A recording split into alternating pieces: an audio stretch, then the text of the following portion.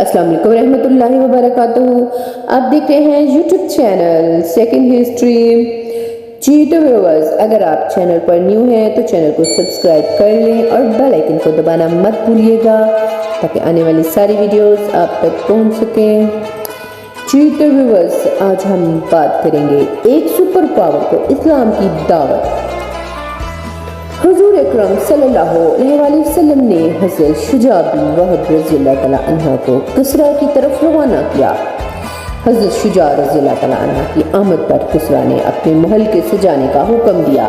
اس کے بعد اس نے فارس کے بڑے بڑے سرداروں کو جمع کر کے حضرت شجاع بن وہب رضی اللہ تعالیٰ عنہ کو بلوایا۔ حضرت شجاع رضی اللہ تعالیٰ عنہ محل میں داخل ہو گئے تو کسریٰ نے کسی درباری کو حکم دیا کہ ان سے خط لے لے۔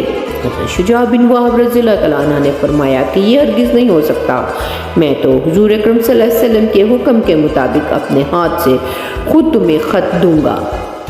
کسریٰ نے کہا اچھا قریب آ جاؤ۔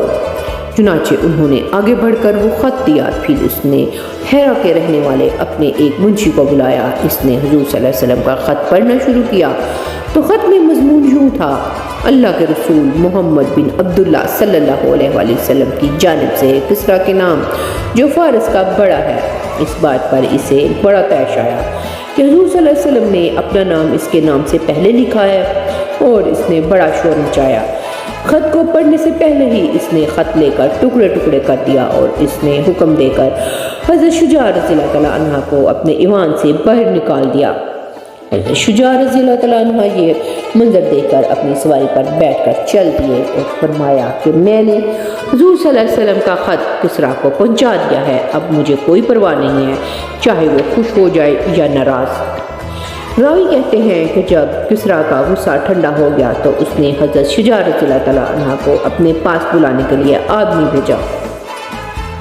حضرت شجاع رضی اللہ تعالیٰ عنہ روانہ ہو چکے تھے، اس لیے وہاں نہ ملے۔ وہ آدمی تلاش میں ہیرا تک گیا، لیکن حضرت شجاع رضی اللہ تعالیٰ عنہ سے بھی آگے نکل چکے تھے۔ حضرت شجاع رضی اللہ تعالیٰ عنہ نے حضور صلی اللہ علیہ وسلم کی خدمت میں پہنچ کر ساری کاریگری سنائی اور یہ بتایا کہ کسریٰ نے حضور صلی اللہ علیہ وسلم کے خط کے ٹکڑے ٹکڑے کر دیے۔ آپ نے فرمایا کسریٰ نے اپنے ملک کو ٹکڑے ٹکڑے کر دیا۔ جی تو ویورز، کیسی لگی آپ کو آج کی ویڈیو؟ کمنٹس میں ضرور بتائیے گا۔ ملتے ہیں نیکسٹ ویڈیو میں کسی اچھے سے ٹاپک کے ساتھ، تب تک کے لیے اللہ حافظ۔